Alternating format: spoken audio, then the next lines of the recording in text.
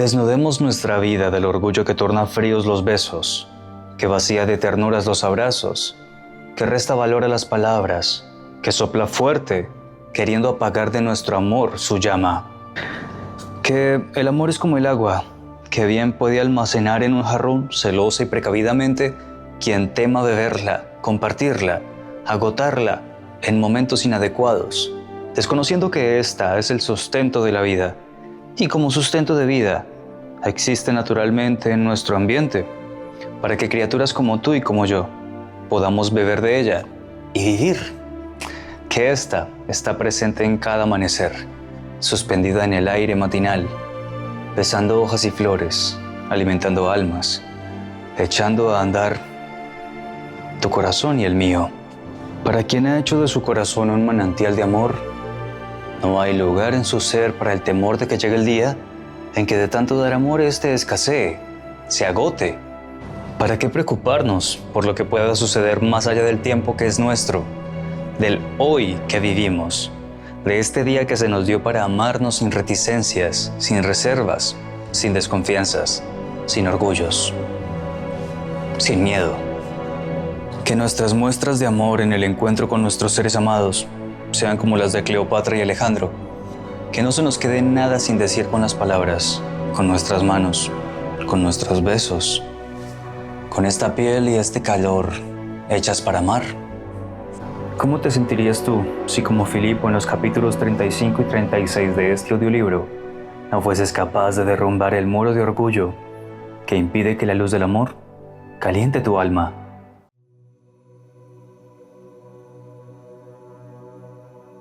El hombre llegó al galope entrada la noche, saltó a tierra delante del cuerpo de guardia y confió su cabalgadura chorreante de sudor a uno de los escuderos.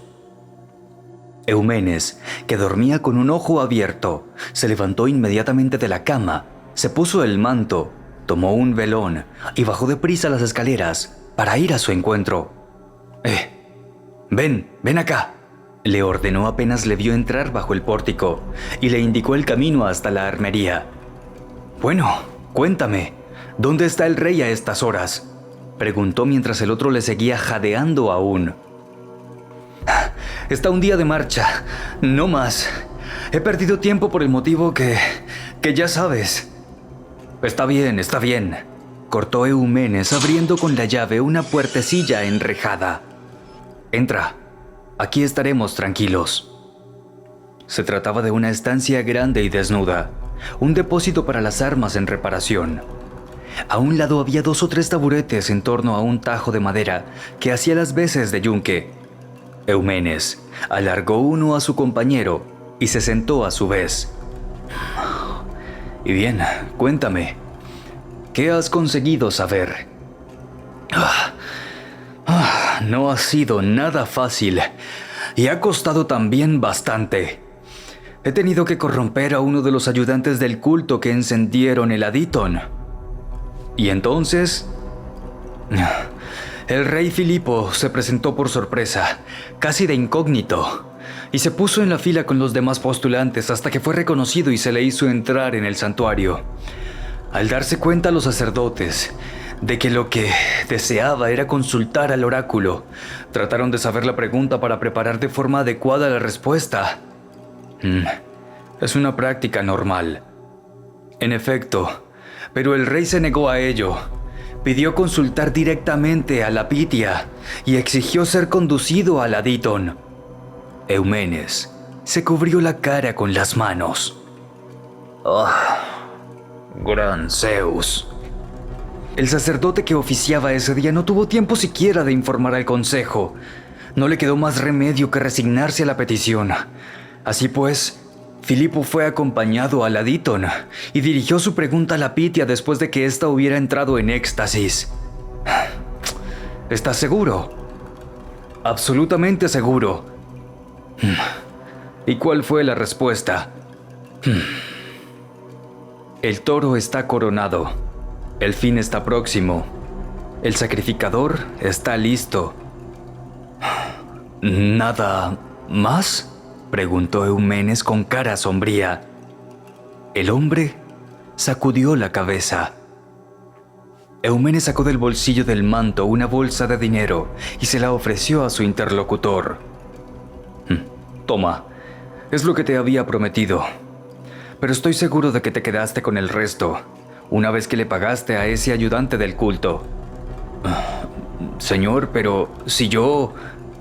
Déjalo. Ya sé cómo funcionan estas cosas. Solo quiero que recuerdes que si dices media palabra de este asunto, si tienes la menor tentación de hablar de ello con alguien, te encontraré allí donde estés y te arrepentirás de haber nacido. El hombre tomó el dinero jurando y perjurando que no diría ni una palabra a nadie y se marchó. Eumenes se quedó solo en el gran ambiente vacío y frío, a la luz del velón, y pensó largamente en una interpretación que pudiera ser solo un buen augurio para su rey. Luego, salió y volvió a su dormitorio, pero no consiguió ya conciliar el sueño. Filipo llegó al palacio el día después, avanzada la tarde, y Eumenes se las compuso para ser recibido lo más pronto posible, con la excusa de ciertos documentos que había que firmar. ¿Puedo preguntarte por el resultado de tu misión, señor?, preguntó mientras le pasaba una hoja tras otra. Filipo levantó la cabeza y se volvió hacia él. Me jugaría 10 talentos de plata contra una mierda de perro. ¿A que ya lo sabes? ¿Yo, señor? No. No soy tan bueno. No. Estas cosas son delicadas. No conviene bromear con ello. Filipo alargó la mano izquierda para que le pasara otro documento y estampó el sello. El toro está coronado. El fin está próximo. El sacrificador está listo. ¿Esa fue la respuesta, señor?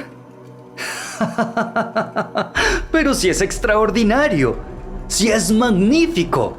Y justo ahora que estás a punto de pasar a Asia, el nuevo emperador de los persas acaba de ser coronado. ¿Y cuál es el símbolo de Persépolis, su capital? El toro alado. No cabe duda, el toro es él. Así pues, su fin está próximo, porque el sacrificador está ya listo. Y el sacrificador que le abatirá eres precisamente tú, señor. El oráculo ha previsto tu inminente victoria en el imperio de los persas. Es más, señor, ¿quieres que te diga qué es lo que yo pienso? Es demasiado hermoso para ser cierto. Temo que esos rufianes de los sacerdotes te hayan preparado una respuesta a su medida. Pero siempre es buen augurio, ¿no? No prepararon nada. Me presenté inesperadamente. Cogí a un ministro del culto por el cogote. Le hice abrir el adíton y vi a la Pitia, fuera de sí, con los ojos en blanco y cayéndole la baba, que inhalaba los humos de la chasma. Eumenes asintió repetidamente. Vaya, ni qué decir. Tuvo que haber sido una acción fulminante, digna de ti, señor. Y mejor aún, por tanto si la respuesta es genuina. Ya. Señor, Alejandro llegará dentro de un par de días. Bien. ¿Irás a recibirle a la vieja frontera? No. Le esperaré aquí. ¿Podemos ir Calístenes y yo? Sí, por supuesto. Señor, me llevaría también a Filotas, junto con una docena de hombres de la guardia. Únicamente una pequeña escolta de honor. Filipo dio su consentimiento. Bien, señor. Entonces, si no hay nada más, me voy, dijo Eumenes, recogiendo sus papeles y marchándose. Eumenes, ¿sabes cómo me llamaban mis soldados cuando yo era joven? Cuando les hacía los honores a 2 mujeres en una noche. Eumenes se volvió para toparse con su mirada herida. Me llamaban El toro. Eumenes no supo qué replicar. Ganó la puerta y salió, con una reverencia apresurada. La pequeña comisión de recibimiento tomó el camino de Beroea, por donde pasaba la antigua frontera del reino de Amintas I, y Eumenes hizo una señal a los demás de que se detuvieran cerca del vado del río Aliacmon, porque seguramente pasarían por allí. Desmontaron todos y dejaron que los caballos pasearan libremente por el prado. Alguno sacó su cantimplora para saciar su sed. Otros, dada la hora, cogieron de las alforjas pan, queso, aceitunas e higos secos y se sentaron en el suelo para comer. Uno de los hombres de la guardia fue mandado a lo alto de una loma para que les indicara el momento de la llegada de Alejandro. Pasaron varias horas y el sol comenzó a ponerse en el horizonte, hacia las cimas del monte Pindo, sin que nada pasase. «Ese es un mal camino, créeme», seguía repitiendo Calístenes. «Está infestado de bandidos. No me extrañaría nada que...» «¡Ah! ¡Los bandidos!», exclamó Filotas. «A los bandidos... ¡ja! Esos se los meriendan. Han pasado el invierno en las montañas de Iliria. ¿Sabes qué significa eso?». Pero Eumenes miraba a la colina y al hombre que estaba agitando un paño rojo. «¡Ya llegan!», anunció casi en voz baja. Poco después, el hombre que se hallaba de centinela lanzó en dirección a ellos una flecha que se clavó en el suelo, allí cerca. «¡Y están todos!», dijo el secretario. «No falta nadie». Y lo decía como si no creyera en sus palabras. El hombre, entretanto, había bajado. «¡Hey! ¡Guardia! ¡A montar!», ordenó Filotas, y los 12 jinetes saltaron sobre sus caballos de batalla y se situaron en medio del camino con las lanzas en ristre. Eumenes y Calístenes, sin los caballos, echaron a andar por el camino, justo en el momento en que la cuadrilla de Alejandro aparecía por una quebrada de la colina. Avanzaban los 8, uno al lado del otro, y los rayos del sol que tenían a sus espaldas les rodeaban de un halo de luz purpúrea, de una nube dorada. La distancia y el pisoteo de su galope en medio del polvillo luminoso creaban un extraño efecto, como si cabalgasen suspendidos del suelo, como si llegaran de otro tiempo, de un lugar mágico y remoto, desde los confines del mundo. Llegaron a la orilla del río, lanzándose a toda velocidad dentro del vado, como si cada instante que les separaba aún de la patria resultase ya insoportable. Las patas de los caballos, en medio del pataleo vertiginoso, levantaron una espuma irisada contra las últimas llamas del gran globo de poniente. Eumenes se pasó la manga de la túnica por los ojos y se sonó ruidosamente la nariz. Le temblaba la voz. «¡Oh, dioses del cielo! Son ellos. ¡Son ellos!». Entonces, una figura de larga melena dorada, resplandeciente con una armadura de cobre color leonado, saltó del agua en medio del rebullir de la espuma, se separó del grupo y se lanzó en una carrera desenfrenada, montando un semental que hacía temblar la tierra con sus cascos. Filotas gritó: «¡Guardia! ¡A formar!». Y los 12 guerreros se apretaron uno contra otro con la cabeza erguida y la espalda recta, levantando las puntas de las lanzas. Eumenes no pudo ya contener la emoción.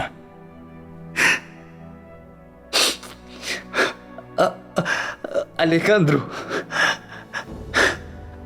balbuceó entre lágrimas. Alejandro ha vuelto.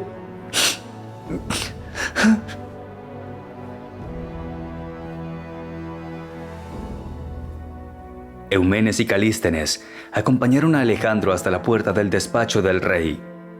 Eumenes llamó, y cuando oyó la voz de Filipo invitándole a entrar, apoyó una mano sobre el hombro de su amigo y con cierta incomodidad le dijo: Alejandro, si tu padre hiciese alguna referencia a la carta que me escribiste, no muestres la menor extrañeza. Me permití dar el primer paso en tu nombre. De lo contrario, estarías aún en la montaña, en medio de la nieve. Alejandro le miró estupefacto, dándose finalmente cuenta de lo que había sucedido.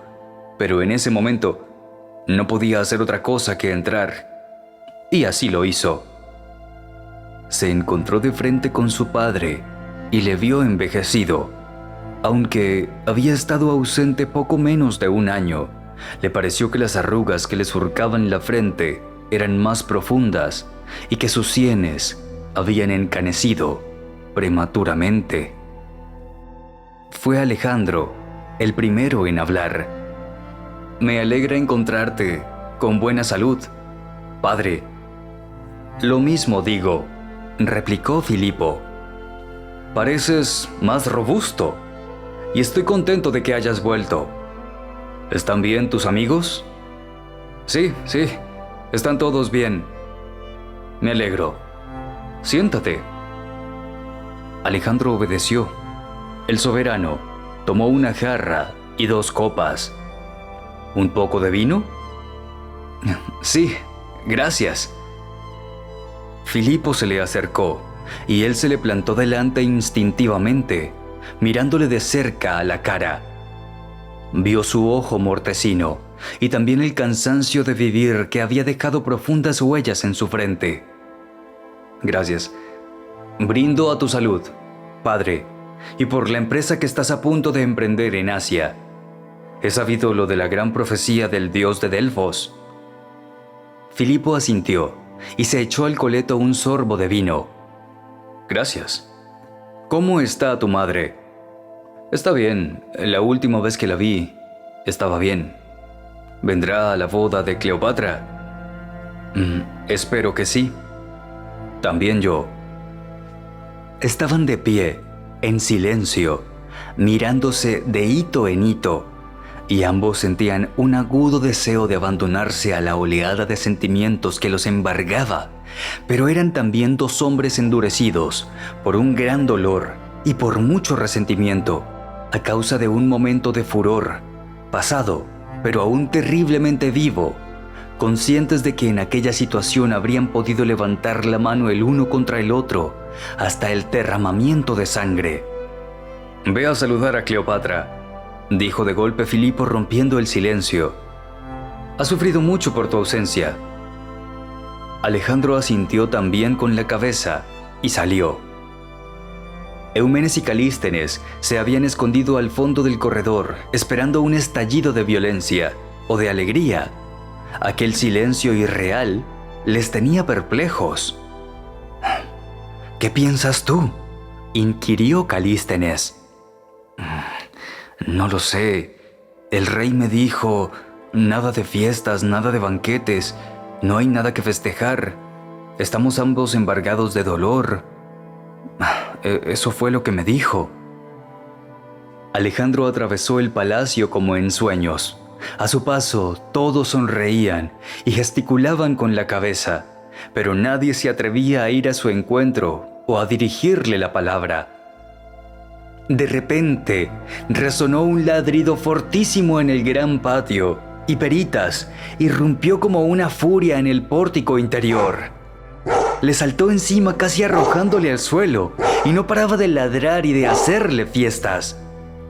El joven se emocionó por el afecto que le demostraba aquella criatura, de modo tan franco y entusiasta, en presencia de todos. Lo acarició largamente, rascándole las orejas y tratando de calmarlo. Le vino a la mente Argos, el perro de Odiseo, el único que le había reconocido a su regreso después de muchos años. y sintió que los ojos se le humedecían.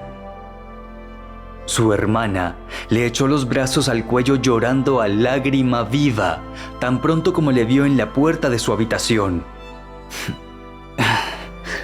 «Niña», murmuró Alejandro estrechándole contra sí. Alejandro, he llorado tanto. He llorado tanto por ti», sollozó la muchacha. «Pero ahora basta. Ya basta, hermana. He vuelto y tengo hambre. Esperaba que me invitases a cenar».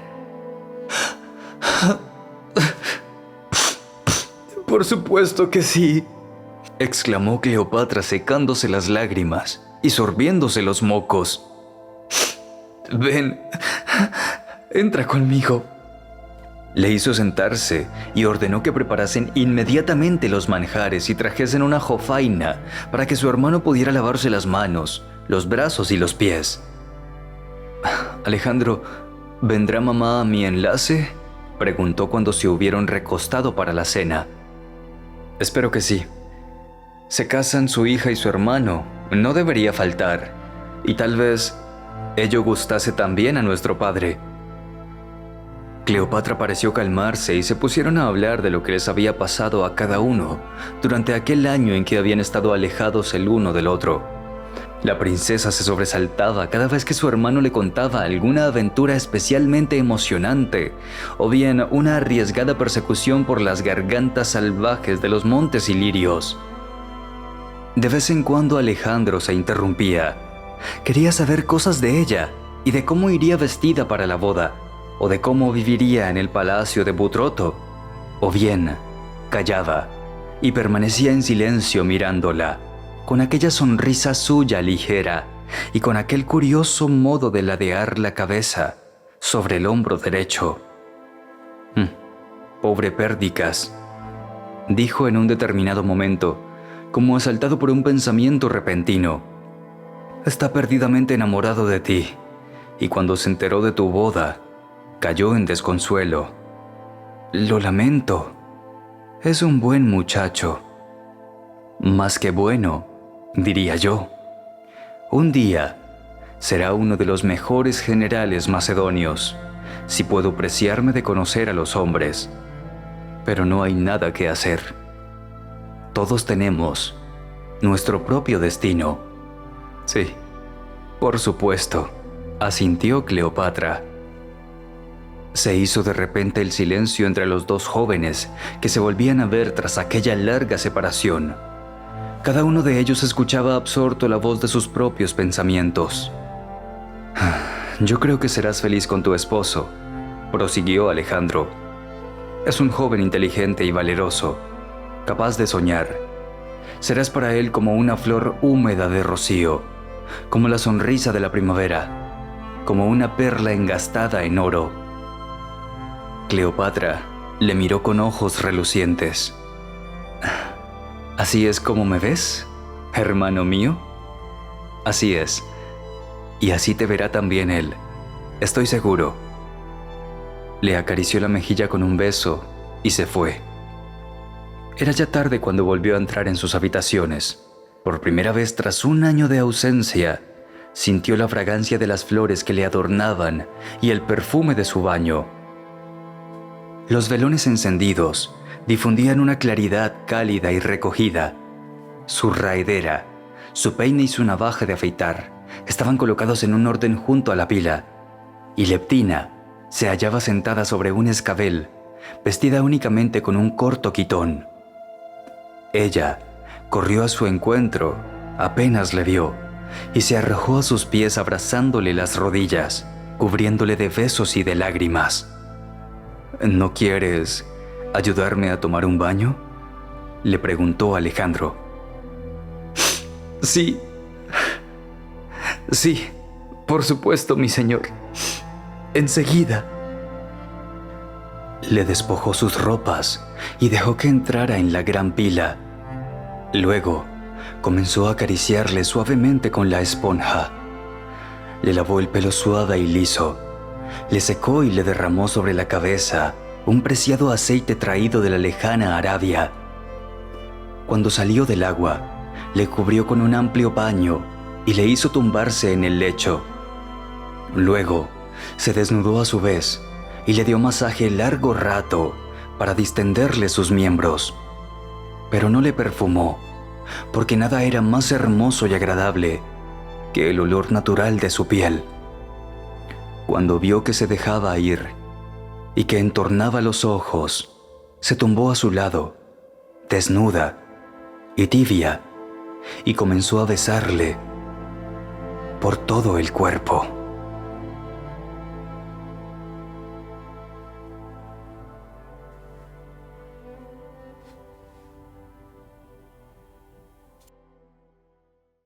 Si estás disfrutando de esta producción y la encuentras relevante como proyecto de difusión de contenido educativo y cultural y deseas apoyar sumándote a nuestro objetivo, puedes hacerlo de dos maneras.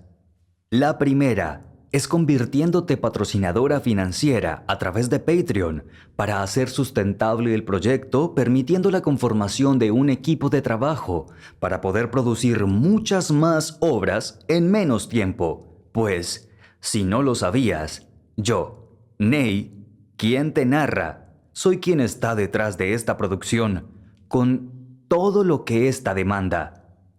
En la pantalla que estás observando, hallarás un código QR que te llevará a la página del proyecto en Patreon, o en la descripción del video hallarás el enlace a esta, en donde podrás seleccionar la opción que más se ajuste a tus deseos y capacidades financieras para apoyarnos.